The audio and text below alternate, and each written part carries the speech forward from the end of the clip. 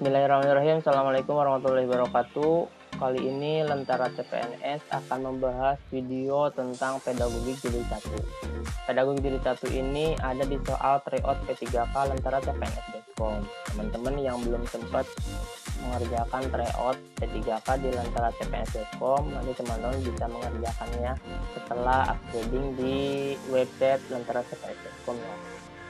Nah, yang pertama yaitu soalnya pemanfaatan teknologi dalam pembelajaran abad 21 dikembangkan untuk memenuhi tanggung jawabnya sebagai guru. Oleh karena itu, kemampuan pembelajaran ini menunjukkan bahwa kegiatan seorang guru di era digital berisi presentasi yang kaya akan media interaktif, sebagai contoh kegiatan konferensi video digital secara langsung yang mendatangkan narasumber seorang sejarawan, novelis, dan pakar di dalam pembelajaran kelas. Pernyataan tersebut termasuk ke dalam kemampuan guru dalam tahap A. Personal Response System, B. Interactive Instruction, C. Mobile Assessment Tools, D. Community of Varieties. Jadi komunitas praktik ya. Jadi dari keempat ini mana yang termasuk ke dalam pembelajaran abad 21 tapi berkaitan dengan konferensi video digital secara langsung sehingga bisa mendatangkan narasumber seorang sejarawan, novelis, atau pakar. Kita bahas satu-satu ABCD-nya seperti apa pengertiannya. Yang pertama yang PRS, itu adalah sebuah keypad wireless tanpa kabar seperti remote TV yang mentransmisikan respon dari siswa. Kemudian yang B, pembelajaran ini menunjukkan bahwa kegiatan seorang guru di era digital berisi presentasi yang kaya akan media interaktif. Nah, jadi sudah dipastikan jawabannya adalah B. Tapi kita coba bahas dulu yang C dan D. Yang C adalah Mobile Assessment Tools. Jadi guru untuk merekam data asesmen siswa secara langsung dalam perangkat seluler yang mentransferkan data ke komputer untuk membuat laporan. Jadi ini lebih kepada handphone ya, pada telepon genggam yang digunakan pada saat dia merekam sebuah pembelajaran. Kemudian yang D yaitu kelompok guru atau pendidik yang mempunyai tujuan sama dari seluruh penjuru dunia saling berbagi ide dan sumber daya yang bisa melalui internet. Lebih kepada diskusi. Ya, diskusi antara guru dan guru yang lainnya. Jadi jawabannya adalah lebih kepada B. Interactive instruction atau pembelajaran interaktif. Yaitu kuncinya ada pembelajaran menunjukkan bahwa kegiatan seorang guru di era digital berisi presentasi. Nah, sama dengan yang di atas ya, berisi dengan presentasi yang kaya dengan media interaktif. Jadi teman-teman bisa belajar tentang bagaimana caranya pemanfaatan teknologi dalam pembelajaran abad 21 ini. Itu ya teman-teman ya. Berarti jawabannya adalah B. Kemudian selanjutnya yaitu soal nomor 2. Filosofinya yang sangat terkenal dan menempel erat pada dunia pendidikan yakni Ki Hajar Dewantara mengungkapkan bahwa ing ngarsa sung tulodo, ing madya mangunkarsa tuturi handayani. Berikut adalah bukan sikap seorang guru yang tidak tersemi dalam filosofi di atas. Jadi filosofi seorang guru kan harus bisa menjadi contoh yang baik untuk anak didiknya, menjadi pemimpin yang baik. Jadi semuanya dari A, B, C, D itu yang mana yang bukan termasuk guru yang tidak tercermin. A, guru harus bisa menjadi contoh yang baik, itu pasti jelas ya. Ini harus jadi contoh yang baik untuk siswanya. Kemudian guru menjadi sahabat belajar siswa, ya termasuk. Kemudian yang C, guru menjadi fasilitator dan inovator dalam proses pembelajaran, ini termasuk. Yang D adalah guru menjadi satu-satunya sumber belajar. Nah, ini kalimat satu-satunya dalam sumber belajar, ini dalam pembelajaran yang sekarang itu guru bukan menjadi satu-satunya tapi adalah salah satu sumber belajar. Jadi guru bukan hanya saja satu-satunya tapi bisa belajar di media-media yang lain. Contohnya siswa bisa belajar di media sosial, kemudian bisa belajar di YouTube, kemudian bisa belajar dari sumber-sumber yang lain yang dia relevan dengan materi yang diajarkan oleh guru tersebut. Jadi guru bukan satu-satunya sumber belajar pada pembelajaran bersama siswa, melainkan sebagai fasilitator untuk membimbing siswa sehingga pembelajaran lebih berkesan dengan adanya sumber belajar lainnya untuk terus digali bersama. Jadi bisa menjadi fasilitator guru itu ya. Kemudian soal nomor 3, di bawah ini merupakan sebuah pembelajaran kelompok di mana siswa bekerja sama. Nah, sudah ada kata kuncinya adalah pembelajaran kelompok. Kalau pembelajaran kelompok berarti berkaitan dengan apa nanti? Di mana siswa bekerja sama untuk saling membantu dalam belajar. Pembelajaran ini juga membuat siswa dapat belajar tidak hanya berdiskusi masalah materi dan menonton media, tapi juga menghasilkan media. Sebagai contoh, siswa dapat mendesain dan menghasilkan sebuah podcast, video, atau PowerPoint atau presentasi. Nah, ini adalah termasuk ke dalam apa nih? Ada yang namanya problem based learning, project oriented learning, cooperative learning, inquiry learning.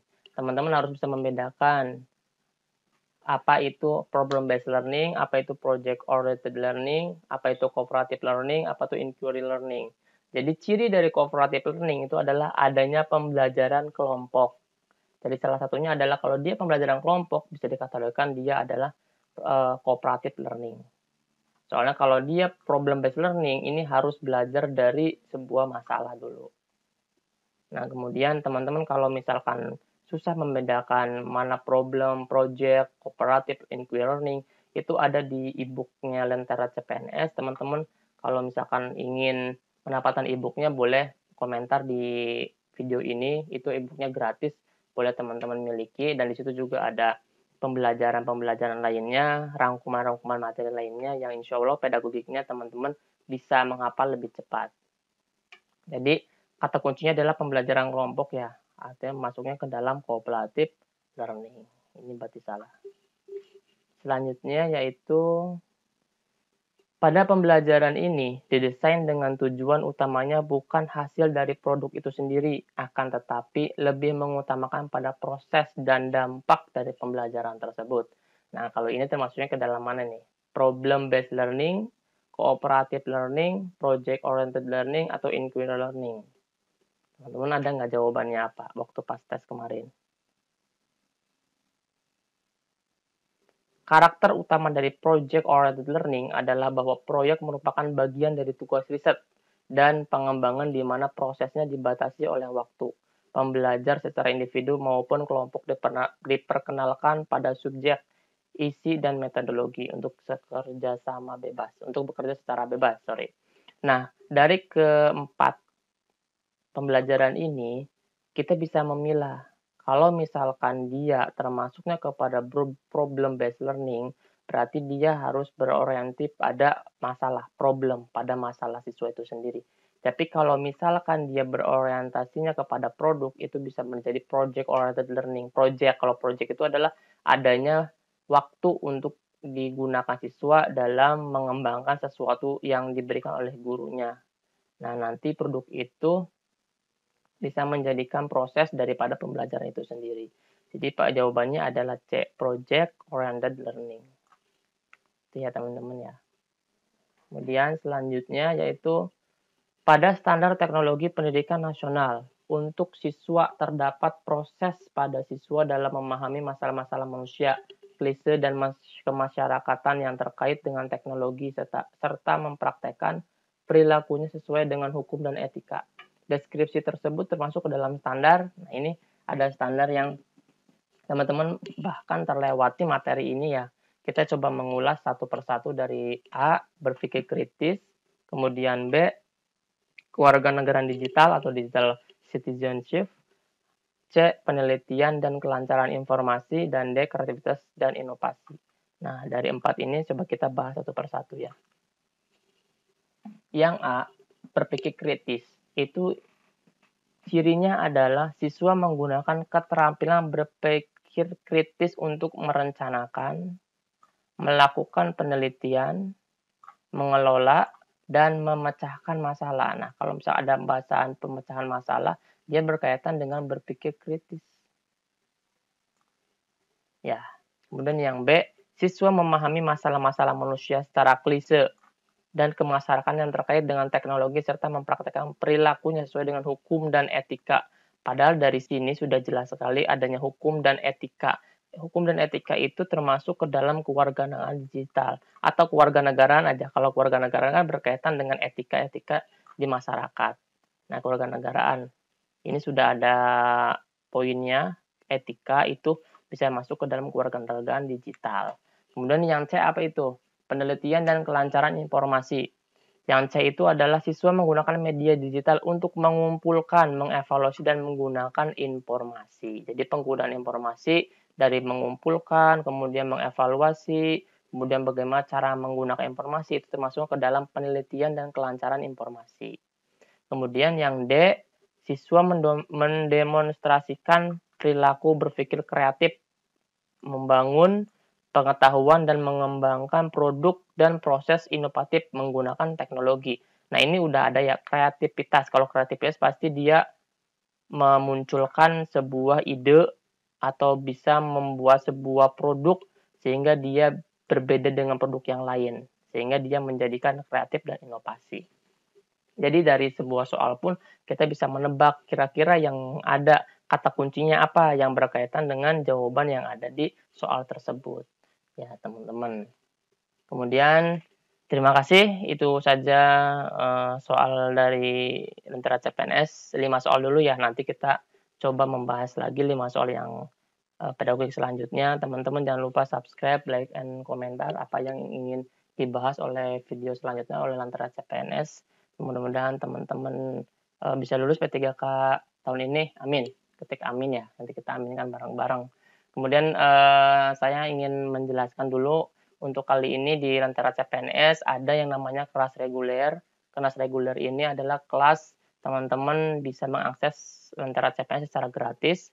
Kemudian ada yang kedua namanya kelas premium. Kelas premium itu adalah kelas teman-teman bisa gunakan soalnya unlimited, tidak pernah habis. Maksudnya tidak pernah habis itu gini, tidak pernah dipatok lagi, bayar 1 kali dalam 1 tahun teman-teman bisa menikmati soal-soal yang ada di kelas premium di lentaracpns.com, tidak berbayar setiap bulan. Jadi 1 kali untuk 1 tahun. Nanti soalnya unlimited.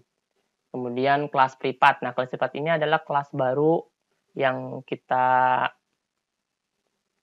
laksanakan di batch 2 sekarang. Kelas privat ini adalah kelas di mana teman-teman ingin sekali untuk dibimbing langsung oleh tim Lentera CPNS, baik itu dari segi soal, kemudian pembahasan maupun materi pada satu grup khusus. Nanti kami berikan soalnya dan pembahasannya serta kiat-kiatnya bagaimana dan diskusi di setiap hari dan di setiap pembahasan soal. Silakan diskusi di kelas privat ini. Nah, kelas privat ini boleh teman-teman tanyakan kepada admin kami tentang kelas privat ini. Mudah-mudahan slotnya masih ada ya, soalnya kelas privat ini kita batasi orangnya dan waktunya. Jangan sampai kita terlalu banyak karena tidak kondusif kalau misalkan terlalu banyak. Maka dari itu teman-teman silakan pilih, misalkan mau reguler, mau premium, atau kelas privat. Kalau teman-teman ikut kelas privat, teman-teman sudah termasuk kelas reguler dan termasuk bonus premium. Jadi teman-teman lebih baik ikut kelas privat sampai slotnya ada. Kalau misalkan teman-teman slot batch 2 ini selesai, maka kami pun belum tentu membuka batch 3 pada waktu yang dekat ini. Terima kasih, itu saja dari saya. Kurang lebihnya mohon maaf. Sukses selalu dan jangan lupa berdoa dan berikhtiar. Assalamualaikum warahmatullahi wabarakatuh.